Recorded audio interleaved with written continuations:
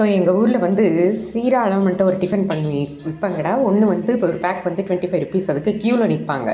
அதுவும் வந்து கரெக்டாக 1/2 அன் ஹவர் 3/4 மணி நேரம் அவ்வளோதான். அதுக்குள்ளார காலி ஆகிடும். ஓகேவா? இதை பாருங்கள். இதுக்கு வந்து இட்லி மாவு கொஞ்சமாக இந்த மாதிரி இட்லி மாவு எடுத்து இந்த ஆட்டி வச்சது அப்படியே இருக்கட்டும். அதுக்கப்புறமா ராத்திரியே வந்து நீங்கள் காலையில் டிஃபன் பண்ணோன்னா ராத்திரியே ஊற வச்சுருங்க.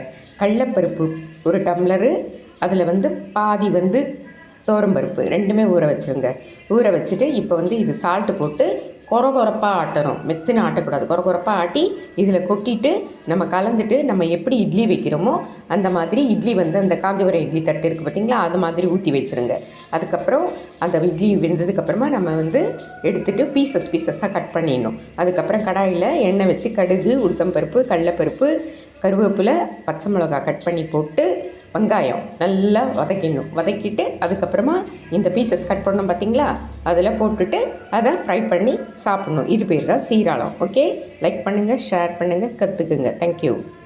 அதை பாருங்கடா, இந்த மாதிரி இட்லி மாதிரி நம்ம ஆவியில் வச்சு இது பாயில் பண்ணி வச்சாச்சு. இப்போ இது அப்படியே வந்து அழகாக கத்தியில் போட்டு பீசஸாக கட் பண்ணி அழகாக ஸ்கொயராக கட் பண்ணிட்டோன்னா இந்த பாருங்கள், வெங்காயம், பச்சை மிளகா, கடலைப்பருப்பு, உளுத்தம்பருப்பு, கடுகு வச்சு கடாயில் வச்சு தாளிச்சிட்டு அதுக்கப்புறமா நான் உப்புமா பண்ணிட்டு காட்டுறேன். அது பாருங்கடா, இந்த மாதிரி கடலைப்பருப்பு எல்லாம் வெங்காயம், பச்சை மிளகா போட்டு நல்லா வந்து வதக்கிட்டு இது பாருங்கடா, இதை அப்படியே வந்து பீசஸ் போட்டிருக்கேன் பாருங்கள்.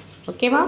இதை எடுத்து இப்போது இதில் வந்து நம்ம கொட்டிடணும். நீங்கள் வந்து இட்லி உப்புமான்ற மாதிரி எல்லாம் நீங்கள் வந்து உங்கள் தாட்டில் வரவே கூடாது. இது சீராளம் பண்ணுறது வேறு டிஃபன். நீங்கள் சாப்பிட்டு பாருங்கள், செய்து பாருங்கள். அவ்வளோதான்டா. இதில் நல்லா உப்புமா மாதிரி இல்லை, அப்படியே அந்த பீசஸை வந்து நல்லா அதில் மிக்ஸ் பண்ணிடணும். அவ்வளோதான். மொத்தத்தையும் கொட்டிட்டு நம்மளுக்கு பொடிசாக வேணுனாலும் சரி, உப்புமா மாதிரி வேணுனாலும் சரி, அந்த பீசஸாக இருக்கிறது தான் டேஸ்ட்டாக இருக்கும். ஓகேவா? லைக் பண்ணுங்கள், ஷேர் பண்ணுங்கள், கற்றுக்குங்க. சீராளம். தேங்க்யூ.